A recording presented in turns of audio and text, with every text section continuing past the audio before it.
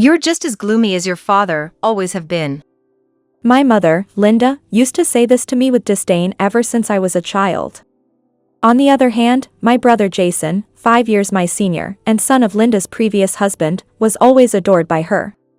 She claimed his father was an exceptional man. Consequently, Jason, resembling his father, was her favorite. So, when I bought a new house to accommodate my mother's mobility issues, she insisted on inviting Jason and his wife, Rachel, to live with us. That's when Rachel screamed at me. How long are you planning to stick around? Pack your bags and leave, you freeloader. At that moment, I cursed my existence but also felt as though a divine voice was telling me. You did enough. That's how I finally freed myself from years of bondage, making my mother and Jason's family regret their actions toward me. My name is Emma. I'm a 25-year-old day trader. Day trading is essentially investing but focuses on earning through the minor fluctuations within a single day. Hence, I spend my days glued to the computer screen, especially when the stock market is open. I chose this career to avoid personal interactions. From my childhood, my mother always made me feel unwelcome by saying, You really bring down the mood when you're around. This made me believe I was a burden to others. Linda, my mother, always had a clear favorite, Jason, her son from a previous marriage. And essentially treating me as if I were invisible in our family. It felt like navigating through a constant shadow, trying to find even the smallest sliver of recognition or affection from her. On the other hand, my father, Michael, was a man who preferred the comfort of silence over the chaos of conversation, rarely spending time at home, so I didn't know what he was thinking. Yet, despite his reserved nature, there were moments of tender connection between us. I fondly remember the times when I, a curious and often lonely little girl, would seek solace in his presence, climbing onto his lap. Without a word, he would gently stroke my head, a simple gesture that spoke volumes, providing a sense of peace and belonging that was rare in our household. This silent bond we shared was precious to me, a serene island amidst the stormy seas of our family life. However, my mother seemed utterly oblivious to this connection or chose to ignore it, further isolating me within our family. Whenever Michael was away, which was often, she would vent her frustrations, lamenting her life choices with a bitter, Why on earth did I marry him? She always grumbled about it. Turning her sharp gaze towards me, she would make cutting remarks, dripping with resentment. You're just like your father. If it weren't for you being born, my leg would still work fine. While she caressed her left knee as if to underscore her point. The story behind her injury was a simple yet tragic accident during her pregnancy with me, a fall that resulted in a fractured leg, leaving her with a permanent limp. My mother's bitterness towards this incident was palpable, and she made it my burden to bear, insisting that I compensate for her mobility issues by taking on the household chores. Since it's your fault my leg is this way, you need to do the household chores for me. She would declare, a statement that echoed like a decree in our home. Thus, from a tender age, I was thrust into the role of caretaker, constantly walking on eggshells, desperately seeking a fragment of approval from her, pondering endlessly on what could possibly earn me a moment of praise. Despite dedicating myself wholeheartedly to studying and chores, striving to excel in every possible way, my mother's affection remained solely directed towards Jason, who seemed exempt from any expectations or responsibilities. She would often reminisce about Jason's father with a fondness never extended towards me. Your father was truly a kind and good man. She would say, her words a stark contrast to the cold indifference she showed me. The situation took a turn for the worse when I was 10. Michael, embroiled in his business endeavors, abruptly left us, disappearing without a trace, leaving behind a family struggling to comprehend his sudden absence. My mother's reaction was almost vindictive, as if Michael's departure was a validation of her long-held grievances. See, I told you your father was no good. She would exclaim, her words laced with a bitter sense of triumph and directed squarely at me, as though I were somehow complicit in his failings. Jason, always eager to assert his superiority, would look at me with a smirk, his remarks adding insult to injury. Blood doesn't lie. As if to affirm that the apple doesn't fall far from the tree, that I was destined to mirror my father's perceived shortcomings. Curious and seeking closure, I once inquired about the reason behind Michael's disappearance, only to be met with my mother's harsh rebuke. Probably ran off with some woman. You were abandoned. Her words were like a knife, cutting deep, leaving me to navigate the complex emotions of abandonment and rejection alone. As time passed, my position within the family felt increasingly precarious, with home turning into a battleground where I was perpetually on the losing side. School became my sanctuary, the only place where I could breathe freely, away from the suffocating atmosphere of our household, a place where I could momentarily forget the turmoil waiting for me at home. After my father disappeared, a wave of financial instability crashed over our family, compelling my mother to have a part-time job to help keep our heads above water. The strain of balancing her job with the pressures of home life was evident, and she frequently sought solace in the bottom of a bottle of inexpensive liquor. Her frustrations, instead of being quietly managed, often erupted in volatile outbursts at home. On the occasions when I attempted to lighten the mood with homemade snacks that she didn't like, she would toss them to the floor in disdain, her voice thundering through the house. Who could eat this crap? As if challenging the very foundations of our home. In these moments, my brother would seek refuge either in his room or in the anonymity of the night, leaving an even greater chasm within our fractured family. Obligated by a sense of frugality and perhaps a touch of defiance, I would salvage what I could from the floor, eating the rejected snacks to avoid waste. This act of resourcefulness was met with scorn from my mother, who viewed it as a display of greed rather than necessity. Can you believe how greedy you are? She would remark, her words slicing through the already tense air. It was during my teenage years, amidst this backdrop of familial discord, that a ray of hope pierced through the gloom.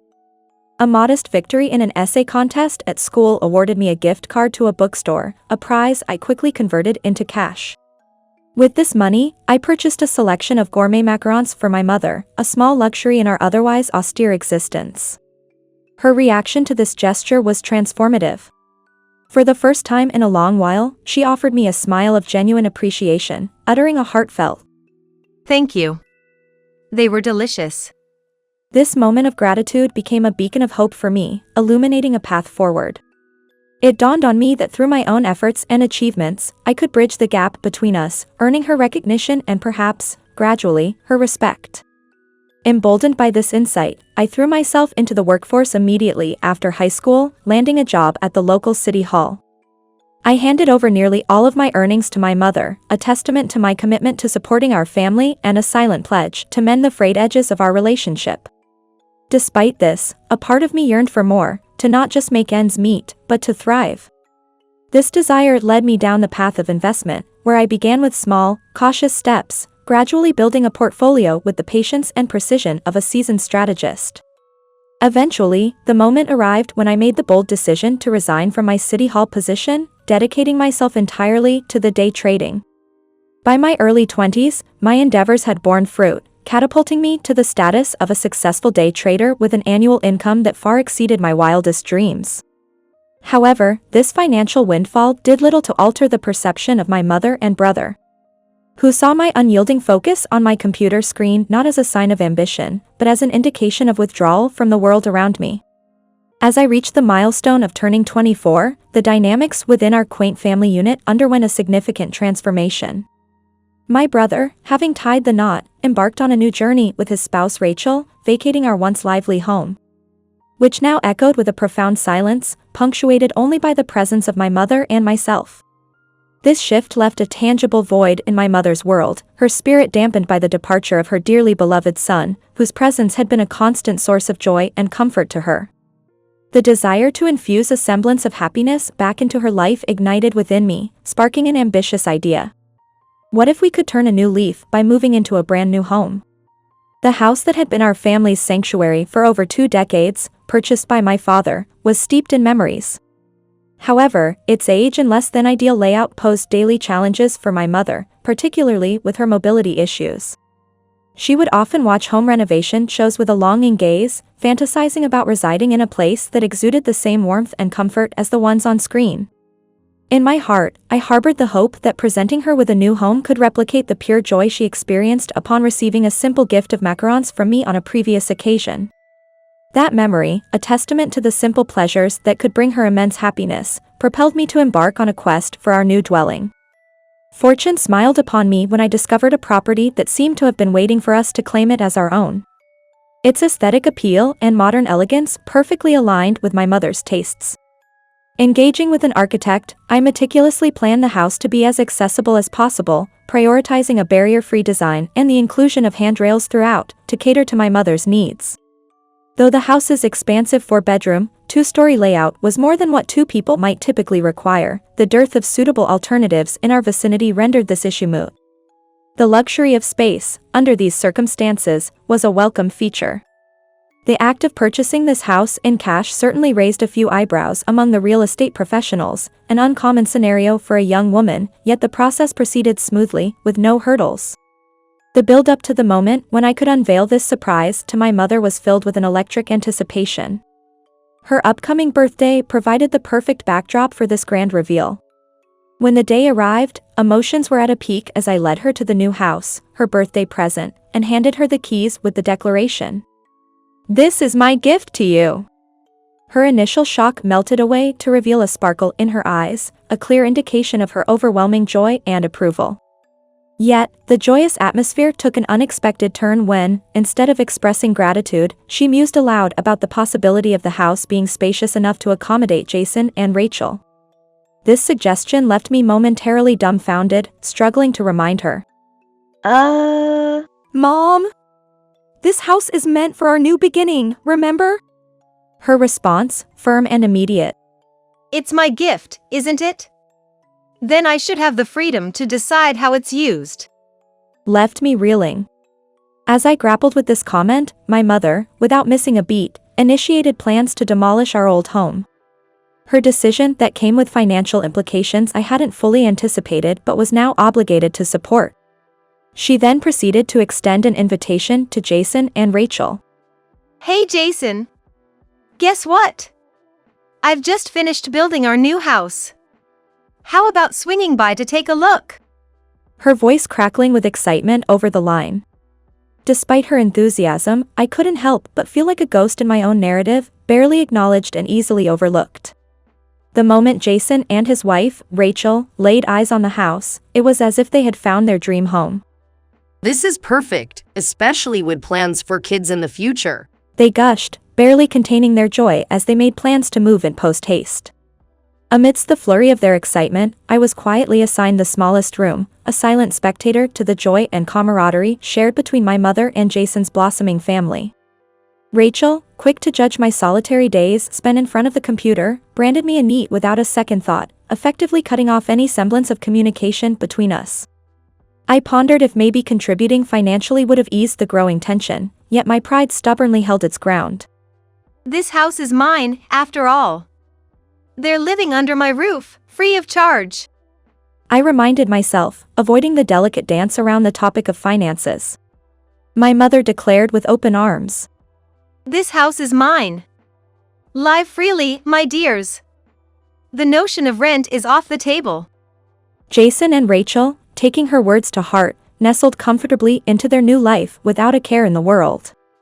Despite my initial intentions of gifting the house, the reality of them living rent-free gnawed at me, a persistent thorn in my side. Adding insult to injury, Rachel, now fully embracing her role as the homemaker, cavalierly delegated all household duties to me. Mom said you're more than capable of handling the chores. I'll leave it in your capable hands. She remarked with a carefree chuckle, washing her hands of any responsibility. Tasked with the brunt of the housework, I found myself at the receiving end of Rachel's constant criticisms. Don't let the dishes sit, dust settles fast. Your stove cleaning could use some work, and you say you've cleaned the bathroom with that effort. Her words, dripping with disdain, left me wrestling with frustration, yet I meticulously tended to my chores, hoping to avoid further conflict. Despite my efforts, Rachel's critiques persisted, a clear sign she relished any opportunity to belittle my attempts. Her face, twisted in a grotesque display of satisfaction as she launched her verbal assaults, became a sight I dreaded. Jason, ever the passive observer, failed to intervene, casually dismissing her behavior with a shrug. That's just how she is. I'm relying on you to keep things smooth around here. Rachel's response, a gleeful, Consider it done. only served to embolden her, leaving me to navigate the turbulent waters of their expectations. It felt like just yesterday and a lifetime ago all at once, a year having slipped by in the blink of an eye. That day, I was engrossed in my chores, meticulously wiping down the hallway floor in our family home, a task that, despite its simplicity, I took seriously. Out of the blue, my sister-in-law Rachel, with a demeanor cold as ice, decided it was the opportune moment to assert her dominance in the most disrespectful way possible. By stepping on my back with a force that seemed to carry all her disdain for me. Really, Emma? That's the best you can do. You won't get rid of a single spot cleaning like that. She barked, her voice sharp and cutting, laden with a superiority that seemed to fill the space between us. I was taken aback by her audacity, her complete disregard for basic decency. As I spun around to confront her, her face twisted into an even more contemptuous sneer. What's with that defiant look? You think you're too good for this, lounging around the house all day? She taunted, pressing down harder, as if her foot was an extension of her scorn. The unexpected force sent me tumbling to the ground, a mix of shock and pain flashing through me as I hit the floor. With a snort that reeked of disdain, Rachel let out a venomous chuckle. Heard your dad finally had enough and took off. No surprise there with a daughter like you. She jeered, her laughter echoing off the walls, a sound so cruel it felt like a physical blow. Her words were a low blow, completely baseless yet delivered with a conviction meant to wound. It was ludicrous. My father's absence had nothing to do with me, yet here she was, weaponizing it against me.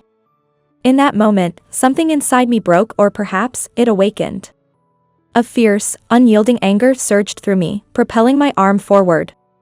Without a second thought, the rag I had been using flew from my hand, striking Rachel squarely in the face. "That's enough! I've had it with your nonsense!" I shouted, my voice a mix of fury and resolve. It was a declaration, a refusal to be belittled any longer. Rachel's face registered shock, her features momentarily betraying fear before hardening once more into an expression of defiance. Though, please, you think you're some kind of martyr? We've been doing you a favor by letting you stay here, and this is how you repay us. She shot back, flinging the rag back at me with disdain. What's your grand plan? Mooch off us indefinitely? Pack up your stuff and get out. She demanded, her words punctuated by the venom in her voice. The noise attracted the attention of my mother, who emerged from her room with a haste that suggested concern. Yet, to my dismay, her concern was not for me. She brushed past me, still reeling on the floor, to fuss over Rachel. What's Emma done now? I'm so sorry, did she hurt you? She inquired, her tone dripping with worry and apology, as if I was the perpetrator rather than the victim of this unwarranted attack. Lying there, watching the scene unfold, a profound sense of alienation washed over me. Why did I even bother seeking their approval? What did their validation mean if this was the cost? Gathering my strength, I pushed myself off the floor, a newfound determination stealing my resolve. Fine, I'll get my things. I muttered under my breath, a sardonic laugh escaping me as I turned towards my room. As I stood in the shadow of their judgment, my mother and Rachel's gazes felt like icy spears, their whispers weaving a net of disapproval around me. She's just so weird. Rachel's voice, laced with a concoction of intrigue and disdain, floated towards me, impossible to ignore. Always been a bit off, that one. Too much like her dad. My mother added, her words heavy with a mixture of lament and a resigned acceptance of my so-called inherited gloominess. Their conversation effortlessly drifted to the topic of their upcoming excursion, their voices brightening with anticipation. So, about our trip tomorrow. My mother initiated, setting the stage for an animated discussion about their week-long Hawaiian vacation. A conversation punctuated by laughter and plans that conspicuously excluded me from their tropical dreams. A week in paradise without me. I murmured under my breath, a blend of bitterness and resolve bubbling within. It was clear. Their deliberate exclusion was the final straw, igniting a determination in me to orchestrate a comeback that would leave them staggered. With meticulous planning and a tight timeline, I set my scheme into motion, ready to upend their expectations. A week had swiftly passed, and there I was, in a luxurious apartment that overlooked the bustling cityscape. The dinner table was adorned with meticulously prepared dishes, exuding warmth and an inviting aroma that filled the room. Across from me sat an elderly gentleman, his expression one of genuine delight as he praised the meal. Delicious. Absolutely delicious. He remarked, his appreciation for the culinary efforts before him evident in his enthusiastic indulgence. As he took over the cleanup, I completed my preparations to venture out into the night. His farewell was tinged with concern. Heading out now. Be careful. He cautioned, a protective note in his voice. Yet, as I stepped through the doorway, he couldn't help but offer. Maybe I should come with you. His worry was palpable, a testament to the bond we shared. With a reassuring smile, I responded. Don't worry about me. I can handle them. My words were a declaration of independence, a refusal to be overshadowed by their disdain. I punctuated my assurance with a determined thumbs up, a gesture of defiance against their attempts to diminish me. He returned the gesture with a beaming smile. Of course, you'll win. His encouragement was a beacon of support, fueling my resolve as I waved goodbye and stepped out into the evening, ready to confront whatever awaited. My destination was none other than their home, my arrival meticulously timed to coincide with their return from their extravagant getaway. As I made my way to what was once considered the family home, I was met with a scene straight out of a surreal dream. There, in the midst of what should have been a familiar setting, stood my family, struck motionless by a reality they couldn't have fathomed. The house, a cornerstone of our collective memories, was conspicuously absent, its disappearance leaving a void where laughter and arguments once coexisted. Their attire, vibrant Hawaiian shirts splashed with colors that seemed to mock the gravity of the situation, only added to the bizarre tableau. It was as though they were clad for a celebration that had abruptly turned into an absurdity. My brother, Jason, momentarily paralyzed by the shock, quickly found his bearings and turned his bewilderment into indignation. Marching towards me with a blend of confusion and anger, he demanded, Hey, what in the world is this mess? His tone was confrontational, a clear attempt to intimidate me into submission or perhaps an explanation. With a calmness that belied the turmoil within, I replied, I simply did a bit of cleaning up. Letting my words hang in the air, a stark contrast to my usual demeanor around him. This unexpected poise seemed to throw him off balance, yet he persisted. This is Mom's house, not yours. It's not your place to clear out. His voice was laden with a sense of entitlement and disbelief, unable to comprehend the shift in dynamics. Offering him a smile, I revealed the property deed, its significance far greater than the paper it was printed on. Actually, it appears I'm the owner. It was never really Mom's to begin with. And well, after your dear wife suggested I pack up and leave, I took her advice, just not in the manner she anticipated. I stated, my amusement evident as I watched their expressions morph from disbelief to shock. Their speechlessness was a victory in itself. They were utterly at a loss, their eyes flitting between the deed and the void that was once our home. Reveling in their astonishment, I added, Oh, and don't worry about your belongings. They're safely stored in a rental unit. I'm here to deliver the key. Handing the key to Jason with a casual flick of my wrist. Though, I must confess, there wasn't much to store. The house was mostly furnished by me, after all. I quipped, my wink serving as a punctuation mark to my statement. Among those caught in the whirlwind of emotions, my mother, Linda, seemed the most disoriented. She approached me with a look of bewildered recognition, as if seeing me for the first time. Emma? What have you? She faltered, reaching out in a daze. Meeting her gaze, I maintained my distance, my smile unwavering. I'd prefer if you didn't come any closer. I stated, my voice a blend of calm and resolve, marking a definitive end to the conversation. Linda's reaction was instantaneous, a mix of shock and confusion as she instinctively stepped back, creating a physical and emotional distance between us. Her eyes widened, searching mine for an explanation, as she murmured to herself. What's happening here? This can't be happening. This isn't the daughter I know. Her voice was a whisper, betraying her inner turmoil. I felt a surge of defiance rise within me, fed up with being misunderstood and pigeonholed into a role I never asked for. Not the daughter you know? So, what exactly was I to you all these years? Just a convenient scapegoat, someone to dump your frustrations on? My questions were like arrows, aimed directly at the heart of our long-standing issues. Linda, visibly shaken by my directness, took another step back as if trying to escape the intensity of the moment. It was then that Jason, always the peacemaker, stepped in. He positioned himself firmly between us, his voice laden with a mix of disbelief and accusation. Hey, how can you even say that? After everything you've been given, everything we've been through together. His words were meant to remind me of a familial bond that felt more like chains. Linda seemed to find some strength in Jason's intervention, her voice growing louder, more assertive. Yes, that's right. I raised you. I was the one who suffered, who endured pain and even lost your father because of the burdens you brought. She clung to her narrative, the same one that painted her as the perennial victim, a narrative I could no longer stomach.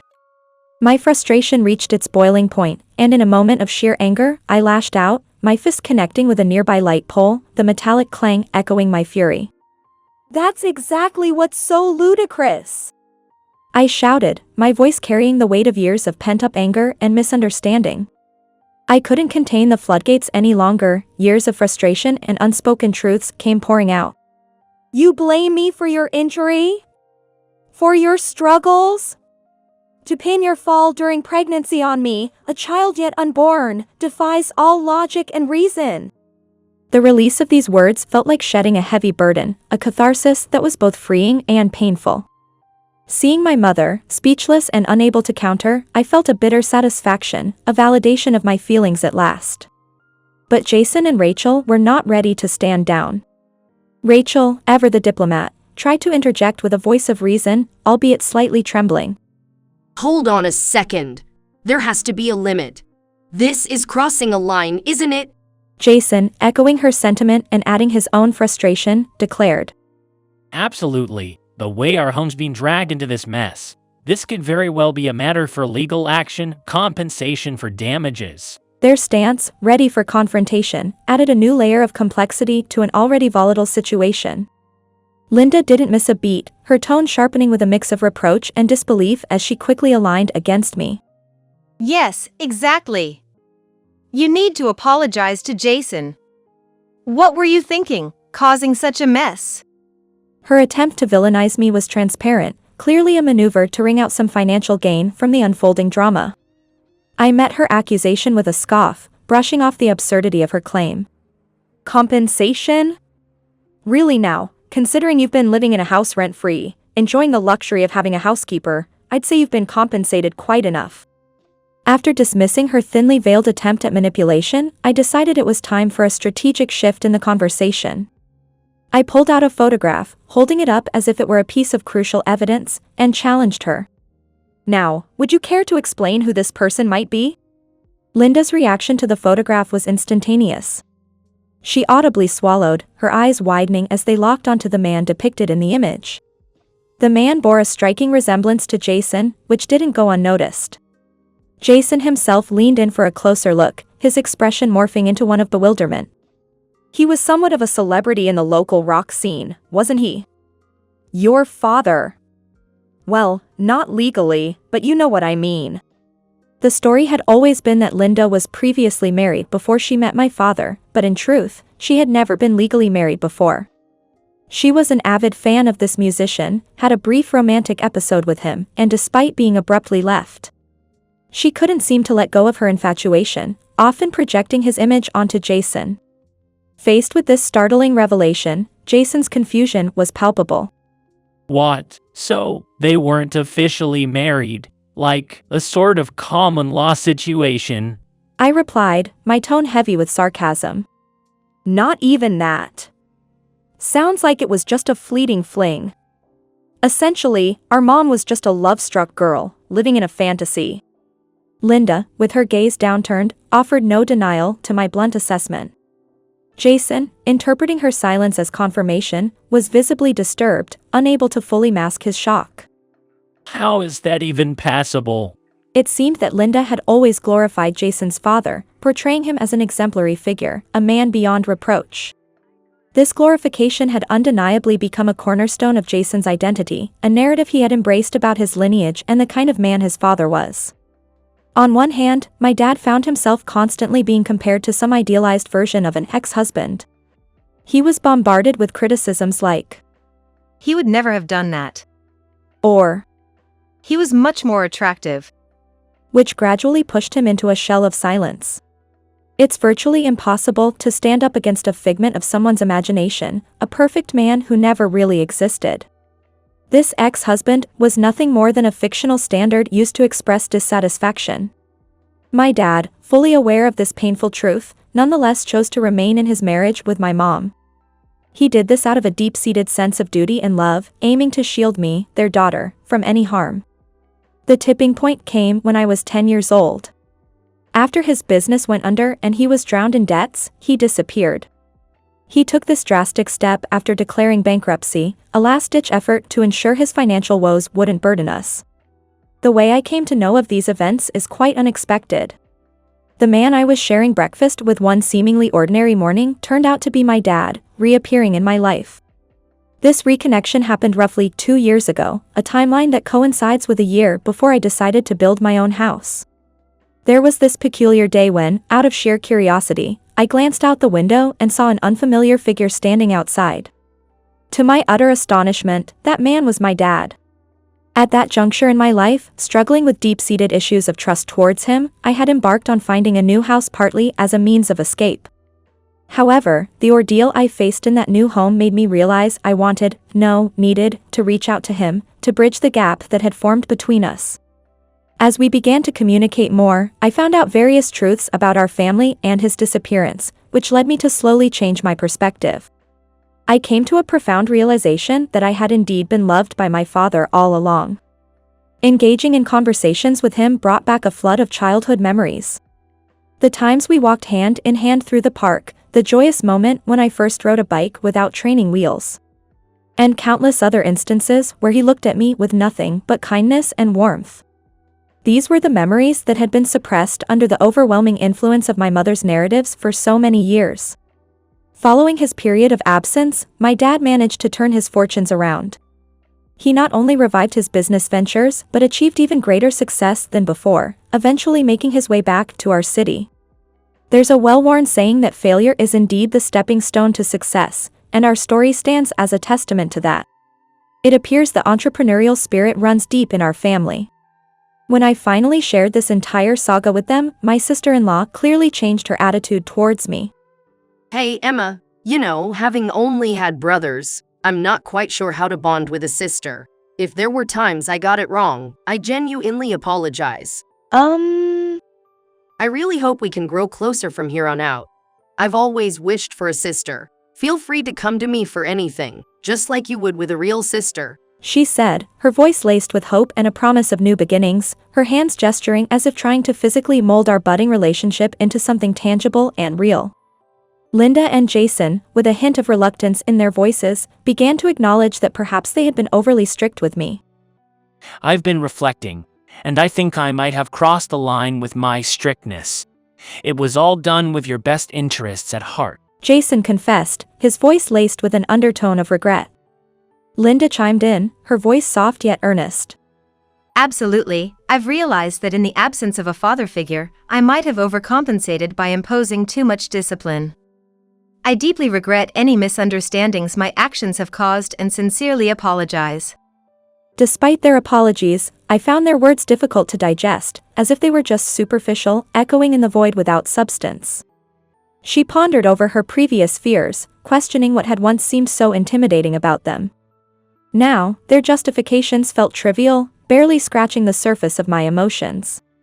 Feeling a growing discomfort with the situation, I resolved to leave, my voice steady as I announced. Well then, I guess this is goodbye. At that moment, Jason's panic became palpable. Hold on a second, please. Could you at least lend me some money to get an apartment? I'm completely out of funds right now, he pleaded, desperation creeping into his voice. Rachel, his wife, was taken aback, her astonishment clear. What? You've been talking about saving money all this time. Was that all just a lie? The incredulity in her voice was unmistakable. Jason, fumbling for words, attempted a weak justification. Well, there are always unexpected expenses for a man. Rachel's patience wore thin. Unexpected expenses. You give me a mere $500 a month to cover all living expenses. Where has all the rest of our money gone? The confrontation escalated into a full-blown argument, their voices rising in frustration and disbelief. As the heated exchange continued, I saw a chance to slip away. However, Linda's grip on my shoulder was firm and desperate. Emma, please, I'm begging you, don't leave us behind. Her voice was filled with a raw plea for understanding, but I could not bear to witness the desperation in Linda's eyes any longer. With a swift movement, I freed myself from her grasp, feeling as though I had escaped from something unclean. As I walked away, Linda's cries of Emma! echoed behind her, but the effort to chase after me did not seem hindered by any physical issues. It dawned on me that the claims of Linda's poor health might have been nothing more than a manipulation tactic, a performance designed to elicit sympathy and control. In that moment, I realized the depth of the emotional manipulation I had been subjected to. Jason and his wife Rachel, along with their mother Linda, moved into a modest, no-frills wooden apartment that didn't require a security deposit or key money, where they seemed to manage their life amidst constant bickering. Both Linda and Rachel are notorious for their lack of culinary skills, a fact that Jason couldn't help but grumble about, declaring his reluctance to eat at home as his first reaction, an anecdote that I found particularly memorable. Meanwhile, I enjoy a harmonious family life in her father Michael's luxurious downtown apartment, seemingly making up for lost time. The only concern I harbor is the worry about how he might react when I decide to bring my boyfriend home, humorously pondering the potential for opposition. The gloom that once permeated my life seems to have vanished, replaced by a sense of optimism and fulfillment, marking my days with happiness and contentment.